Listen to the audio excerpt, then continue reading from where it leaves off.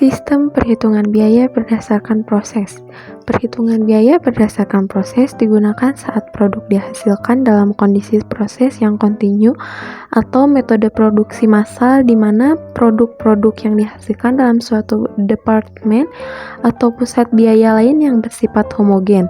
Kondisi ini seringkali terdapat pada industri-industri yang memproduksi komoditas.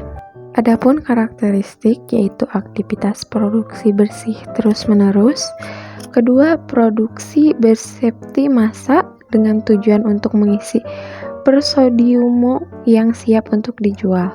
Yang ketiga, produk yang dihasilkan dalam suatu departemen pusat biaya relatif homogen dan berdasarkan standar biaya yang dibutuhkan ke setiap unit dengan membagi total biaya yang dibebankan ke pusat biaya dengan total unit yang diproduksi.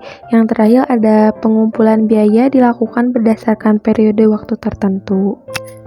Ekuivalen unit dalam perhitungan biaya proses. Ekuivalen produksi adalah penyertaan produk dalam proses tersebut menjadi produk jadi.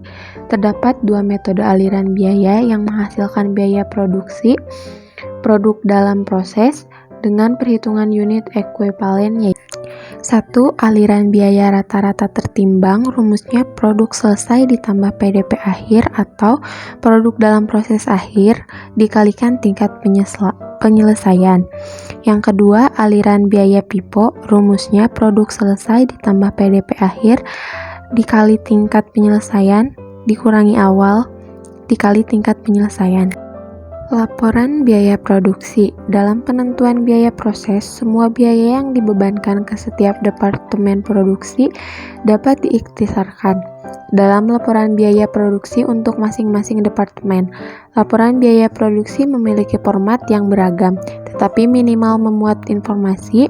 Ada 3, yaitu yang pertama kuantitas. Memuat informasi produk dalam proses awal, produk masuk proses pada periode bersangkutan, produk selesai yang ditransfer ke departemen berikutnya atau gudang, produk dalam proses akhir, produk hilang, produk cacat, dan produk rusak.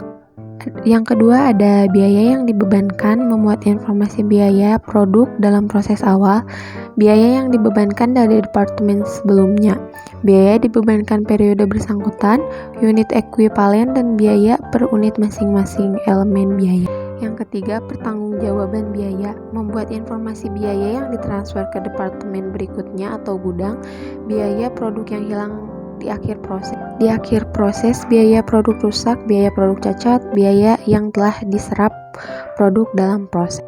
Yang terakhir ada contoh soal. Kita langsung ke jawabannya. Untuk metode menggunakan aliran biaya rata-rata, rumusnya produk selesai PDP akhir dikalikan tingkat penyelesaian. Bahan baku 38 unit ditambah 1200 dikali 80%. Hasilnya 38.960 unit. Yang kedua ada biaya konversi 38 unit ditambah 1200 dikali 75%. Hasilnya 38.900 unit. Kita menggunakan metode aliran biaya FIFO. Rumusnya produk selesai ditambah PDP akhir dikalikan tingkat penyelesaian dikurangi PDP awal dikalikan tingkat penyelesaian.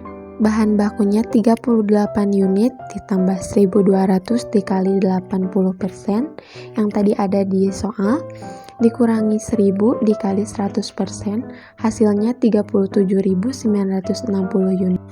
Yang kedua ada biaya konversi 38.000 unit ditambah 1.200 dikali 75% dikurangi 1.000 dikali 80%, hasilnya 38.100 unit.